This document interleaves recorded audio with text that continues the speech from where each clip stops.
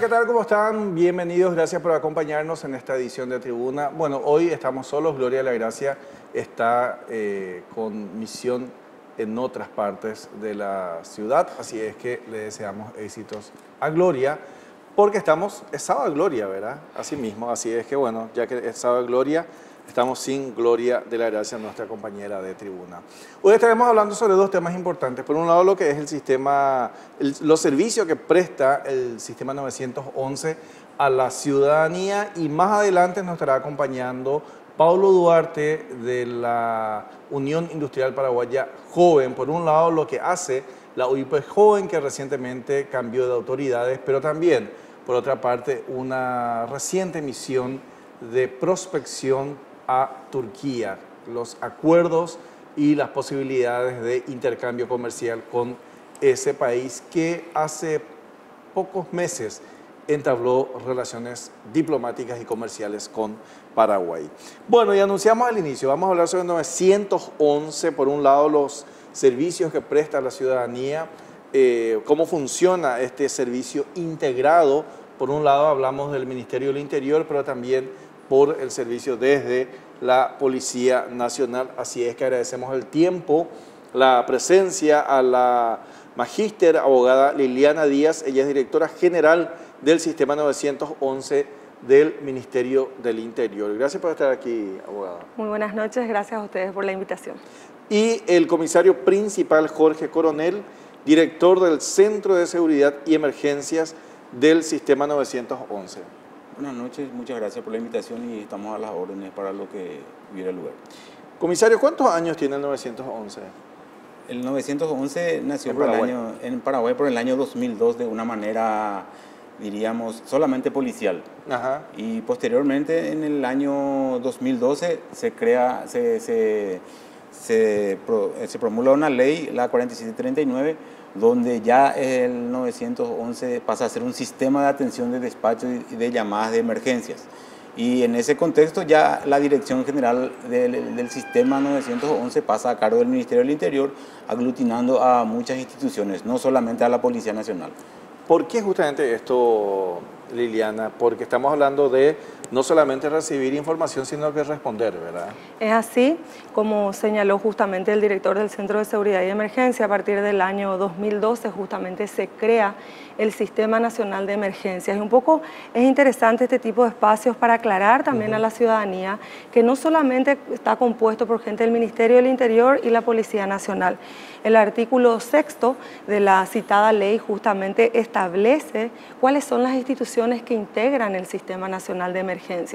Y entre ellos, por ejemplo, se encuentra la Policía Nacional, el Ministerio de Salud Pública y Bienestar Social, le tenemos también al IPS, a Bomberos Voluntarios, a la Secretaría de Emergencia Nacional, al Ministerio Público, a la Secretaría de la Mujer, que en este caso ya es ministerio, sí. Y tenemos también lo de Niñez y Adolescencia, la Policía Caminera y las municipalidades. O sea que, como se ha señalado, son 11 instituciones las que integran el sistema. Por un lado, la Policía Nacional, a través del Centro de Seguridad y Emergencias, lo que hace es recibir justamente las llamadas de emergencia, recibe en una área y luego pasa a otra área que se denomina área de despacho. Y a partir de ahí, el efectivo policial justamente va de acuerdo a la necesidad o la emergencia que justamente está aglutinando en ese momento, va a poder despachar a la institución encargada de poder acercarse, sea esta una ambulancia, bomberos voluntarios que ayudan muchísimo también con el servicio, o a niñez, mujer, indefectiblemente las otras instituciones citadas. Bueno, después vamos a ver cómo funciona esa articulación, pero comisario, que entendemos de que hay todavía un porcentaje elevado de llamadas que son falsas, ¿verdad? Pero por el otro lado, las que funcionan. Es importante que uno recuerde llamar a 911 en casos de crisis, en casos de asaltos, en casos de temor, en casos de necesidad de auxilios. Sí, nosotros llamamos a esas llamadas no emergencias. No emergencias. No todas son falsas. Ajá. Tenemos otra vez clasificadas ese tipo de llamadas de no emergencias, entre ellas las que son falsas. Hay gente que no contesta, hay gente que llama a pedir información, hay gente que utiliza el sistema 911 para preguntar dónde queda tal negocio. Entonces, hasta eso, ¿verdad? Y el problema con tener saturadas las líneas de emergencia con llamadas no de emergencia es que una real emergencia tarda en llegar. Y nosotros tenemos establecidos ciertos parámetros internacionales para cumplir a cabalidad nuestro cometido. Nosotros tenemos establecido como un objetivo 16 minutos en el área metropolitana para que una patrullera esté en un lugar donde se pide auxilio, ¿verdad? Y si es que no entra esa llamada, obviamente va a retardar la respuesta tanto policial, de emergencias médicas y bomberil. Y en este caso es 16 minutos el tiempo, o sea, desde que yo llamo hasta que llegue una patrullera. Desde el momento en que el despachador realiza el despacho del móvil se cuentan los 16 minutos, pero la llamada, desde el momento en que un recepcionista o una recepcionista recibe la llamada, ella tiene hasta 3 minutos para derivar al despachador la llamada. Entonces, en ese contexto, le sumamos unos 20 minutos total, ¿verdad? Pero mi trabajo pues, es el control de la respuesta. ¿Verdad?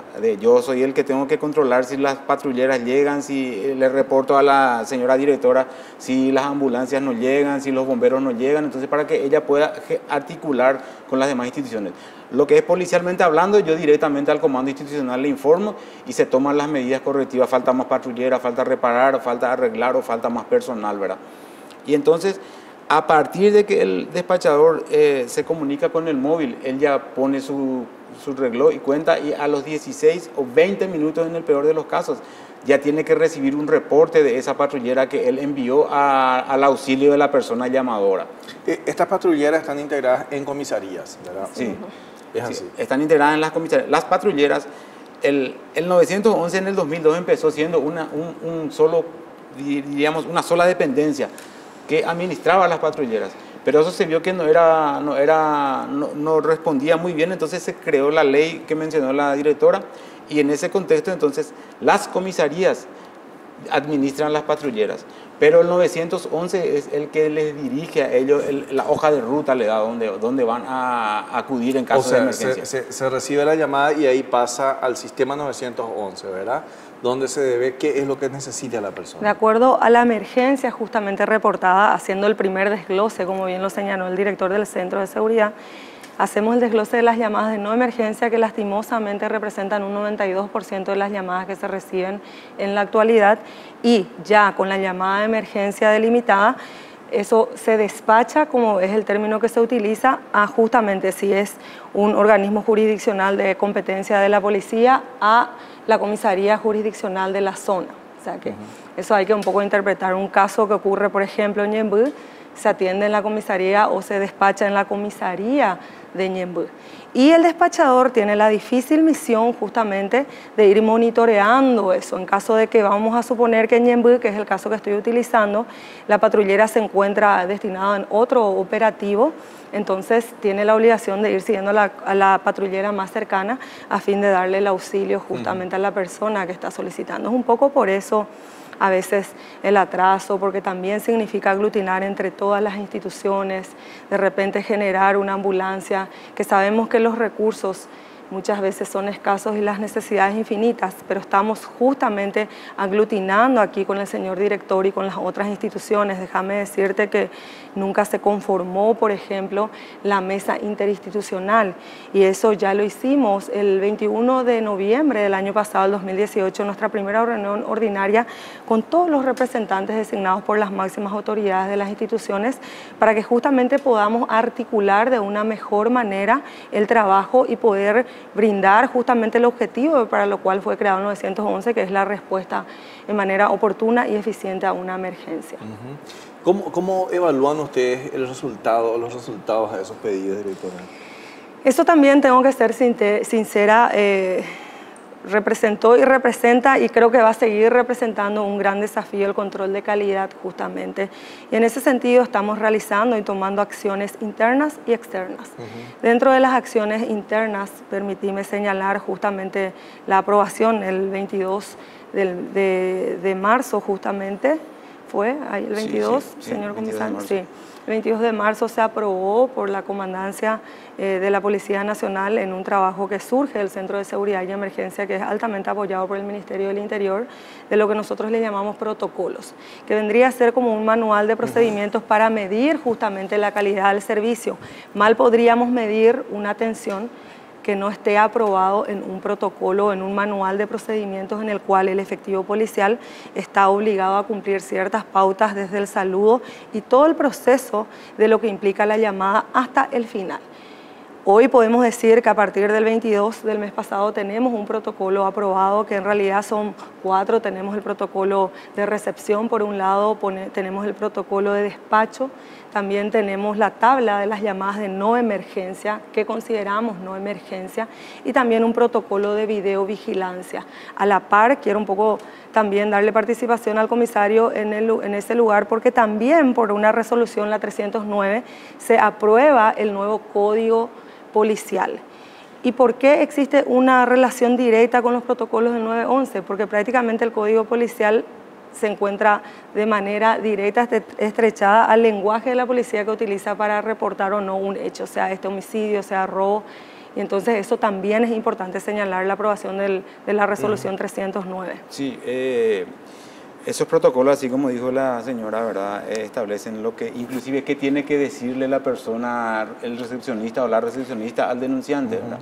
Por eso es que a veces nos extraña. Yo cuando llamé recién alguna vez al 911, ellos no te saludan, sino te dicen directamente 911 cuál es su emergencia, para no robar tiempo, ¿verdad? Así. Y amén de eso, ¿verdad?, amén de la línea de acción que debe tomar cada recepcionista, cada despachador, cada monitoreador de cámaras, también tuvimos que modificar los códigos policiales, que son los números que nosotros le asignamos a los diferentes incidentes que ocurren dentro de la policía. No solamente dentro de la policía, sino ya afectando inclusive al área de los bomberos y al área de los paramédicos, por decirlo así. Y este código se hizo después de aproximadamente 7 a 8 años, se volvió a modificar. Se cambió el lenguaje, básicamente. Se cambió el lenguaje, ¿verdad? Y nosotros en el sistema 911 marcamos el lenguaje de la respuesta en todo el país. En todo el país, para lo que las instituciones que integran en el sistema 911. Especialmente a nivel policial, el código que menciona la directora es de nivel policial, pero como siempre, la policía es la que está en todos lados, así que sí o sí tienen que adecuarse las demás instituciones a ese lenguaje, conocer, ¿verdad? ¿Cómo es la respuesta? ¿Cómo se evalúa? ¿Hay un porcentaje de respuestas que se dan, directora? A partir del control de calidad, justamente que estamos trabajando primero con la aprobación de los protocolos, también tenemos dentro de los mismos mejoras continuas y también un monitoreo de medir esa calidad. En ese sentido, también con el Centro de Seguridad y Emergencias y la Dirección General del Sistema 911, nos encontramos abocados a realizar un diagnóstico, que también lo estamos haciendo desde agosto del año pasado. Iniciamos ya, cabe señalar que tenemos 5 regionales, tenemos uno en Encarnación, tenemos en Coronel Oviedo, en Concepción, en Ciudad del Este y en Misiones. En ese sentido, vamos realizando diagnósticos y monitoreos, tipo una especie de auditoría interna también de cómo estamos recibiendo las llamadas, si realmente los hechos se están cargando de una manera eficiente. Medimos también el tiempo de respuesta, la coherencia en el tiempo, logramos y pretendemos determinar a partir de eso, y de hecho ya tenemos avances importantes en Ciudad del Este y en Coronel Oviedo, para ver en dónde estuvo la falla, de por qué no se atendió, de en qué momento se retardó con la asistencia, y a partir de ahí bajar esto en una mesa interinstitucional, que es también la que te señalé, de conversar un poco con el Ministerio de Salud, a través de SEME, por ejemplo, cuáles son las llamadas que se reportaron en el 2018 y cuántas se atendieron, cómo estamos este año. Estamos haciendo constantemente esa evaluación a fin de mejorar el servicio. ¿Y consideran ustedes que con este sistema, teniendo otras instituciones, obviamente ahí también, por un lado tenés más instituciones, pero también si no responden puede ser un problema? ¿Responden las demás instituciones que tienen que responder para los casos de auxilio? Somos Estado y comprendemos, como te señalé, que las necesidades son infinitas y los recursos a veces son limitados, ¿verdad? Por no decir en la mayoría de las veces. pero también somos conscientes de que necesitamos generar alianzas estratégicas y poder optimizar esos recursos. El ciudadano necesita una atención y el Estado está obligado y nosotros estamos obligados a brindar esa atención. Y si no detectar el inconveniente de por qué está retardando, de por qué está demorando más, y a partir de ahí establecer políticas estratégicas. Pero primero tenemos que detectar justamente eso. Eso es lo que estamos realizando de manera muy coordinada con el director y con las otras instituciones. Esa es la línea que justamente recibimos del Viceministerio de Seguridad Interna, del cual depende la dirección, y estamos abocados a ese trabajo. Como bien te señalé, existen trabajos internos, institucionales, como por ejemplo el control de calidad, las auditorías institucionales, como le llamamos, que hacemos con el director, justamente la aprobación de los protocolos, pero también existen acciones interinstitucionales, que es por ejemplo la mesa, y también de que las demás instituciones tomen conciencia. El artículo 16 o 17 de la presente ley, que es señalada, la que nos crea, la 4739, justamente establece que todas las instituciones tienen que prever un presupuesto destinado a la emergencia. Entonces, estamos abocados y aglutinando justamente esta mesa y potenciando esta mesa interinstitucional. Es otra cosa la mesa de crisis, que tiene otro significado, y otra cosa son las reuniones ordinarias de la mesa interinstitucional, ¿verdad? Y esta mesa tenemos instalada en Asunción y también en Ciudad del Este. Y así queremos ir progresando también en las demás regionales. Donde están justamente el presente las reparticiones públicas. Comisario, últimamente se habla mucho del tema de violencia doméstica, violencia de género, feminicidios. En este caso me imagino que es muy importante que las personas recuerden este número. ¿Acá también tienen una forma de pedir auxilio o de comentar si hay maltratos? Sí, nosotros tenemos, solemos recibir, el año pasado recibimos 46.800 llamadas por violencia intrafamiliar, y estamos, la gente del Ministerio de la Mujer está en contacto con nosotros. Ellos tienen un teléfono directo, así como el de Batman con nosotros, ¿verdad? Entonces, le evacuamos a ellos la emergencia si no corresponde una urgencia. Si es, por ejemplo, alguien que pide algún consejo, entonces le pasamos la llamada a ellos. Al revés pasa si, por ejemplo, ellos reciben su llamada telefónica de una urgencia, en el 137 es el número de ellos llaman al 911 y nosotros enviamos la patrullera más cercana para que le asista a la persona que está siendo violentada en el ambiente familiar. Y esto implica, obviamente, es importante, ¿verdad? Porque quedan unos registros. Aprovechando, hacemos un poco de campaña, porque se habla a veces de que es importante denunciar, ¿verdad? Una de las tantas campañas que veíamos decía, no te calles. A veces el silencio es cómplice y ahí es tan importante. Bueno, ya sabemos que hay un sistema, en ese sistema está el Ministerio de la Mujer, en ese sistema está lo que es el Ministerio Público, ¿verdad? Está la parte de Fiscalía, ¿verdad? Que es importante dejar ese tipo de registros como para que no sigan ocurriendo los casos de violencia. Sí, el trabajo, así como dijo la directora, lo bueno del trabajo del sistema 911 es que es todo auditable. Todo queda grabado, todo queda registrado y no hay nada que se pueda perder, ¿verdad? Y siempre le instamos a las personas que nosotros estamos para recibir las denuncias. El 911 está abierto y a veces tal vez tengamos que insistir por las llamadas no de emergencia, que también se suele hacer una campaña de concientización a ese respecto, pero si la llamada entra al 911, el recepcionista está obligado y se puede auditar su trabajo a despachar a un móvil al auxilio de esa persona llamadora.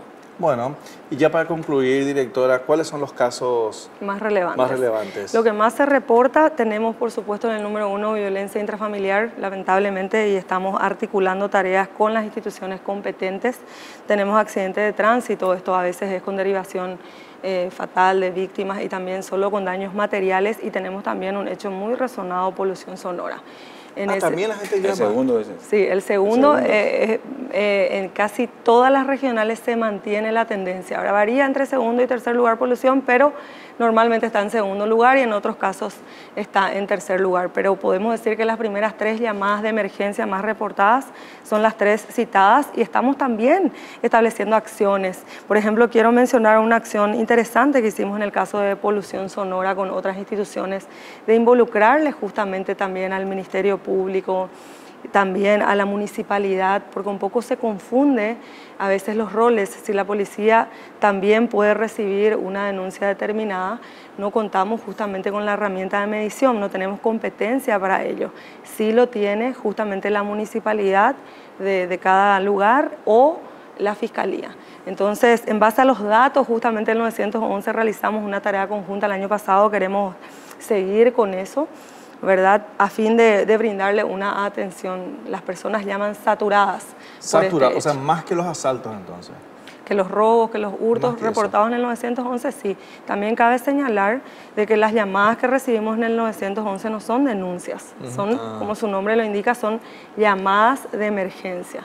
Nosotros manejamos justamente un nivel muy importante para el país de estadísticas, pero a nivel de las llamadas de pedido de auxilio, como solemos decir, o las llamadas de emergencia, las que requieren una atención inmediata. Y las denuncias también que maneja el Observatorio Estadística de la Policía Nacional son las que se reportan en cada comisaría, ¿verdad? Que hay que un poco separar eso y juntar también en algunos casos donde coincide. Bueno, realmente aprendimos con ustedes, ¿eh? Estamos hablando de llamadas, no estamos hablando de denuncias, sí. Y ya escucharon ustedes, violencia intrafamiliar, accidentes de tránsito y polución sonora. Incluso polución sonora, nos decía el comisario que a veces está ahí jugando un segundo lugar, sí, en la cantidad de llamadas. Muchas gracias por acompañarnos hoy, ¿eh? Gracias a ustedes y estamos siempre abiertos también, queremos llegar a los colegios, a las universidades un poco para explicar y para concienciar a ese 92% que aún tenemos una alta brecha que bajar y, por supuesto, optimizar el servicio de las personas que realmente requieren una emergencia. Hablamos así con Liliana Díaz, directora general del Sistema 911 por el Ministerio del Interior, y con el comisario principal Jorge Coronel, director del Centro de Seguridad y Emergencias 911. Luego de la brevísima pausa, estamos hablando con Paulo Duarte de la UIP Joven y el cambio de autoridades, desafíos en la UIP Joven y también la reciente misión empresarial a Turquía. Ya volvemos.